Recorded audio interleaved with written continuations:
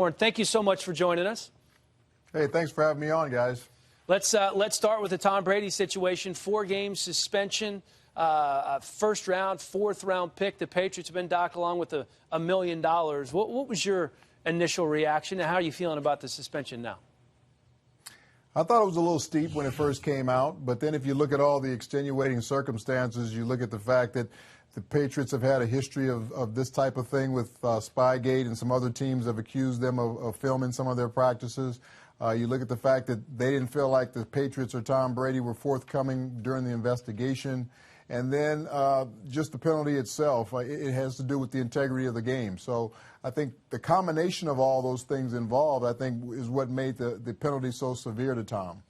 Isn't there a little piece of you when you say, my goodness, we're talking a couple hundredths of a pound of PSI. This is Tom Brady. This is maybe much more severe than you initially thought?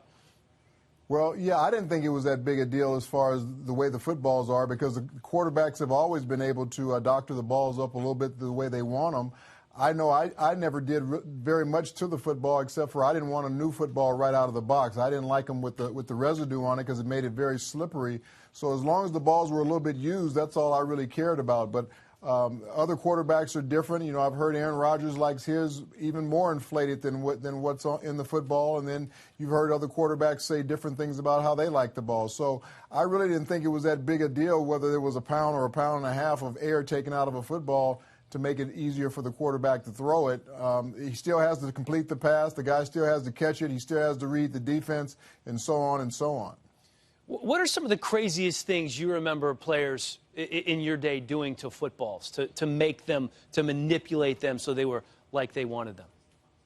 Well, I gave that responsibility to our kickers, our kicker and our punter. At the time in Houston, it was Greg Montgomery and Al Del Greco, and they would do all types of things to the ball. They would rub sandpaper on the ball to try and get it scuffed up a little bit. They put them in the dryer and let them go in the dryer for a while. They did all types of things to the ball to make it more to their liking as a kicker. So that was allowed back then, and then I think the league went away from that for a period of time. And then there was a bunch of quarterbacks that lobbied to get back in control, that the quarterbacks could doctor the balls up again before the game. So I understand why they do it, but I think once the inspection is made on the ball, I don't think you should be able to do anything else to it. And I think that's where the penalty occurred in this situation, that maybe something was done to the footballs after the inspection by the officials. Does this stain Brady's legacy forever, do you think?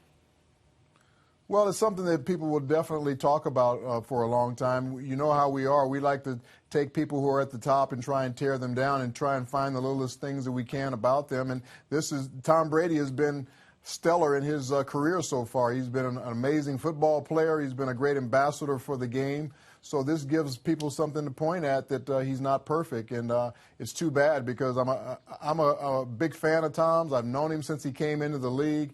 And I'm hoping that this stuff doesn't come true, because we still only have a lot of circumstantial evidence.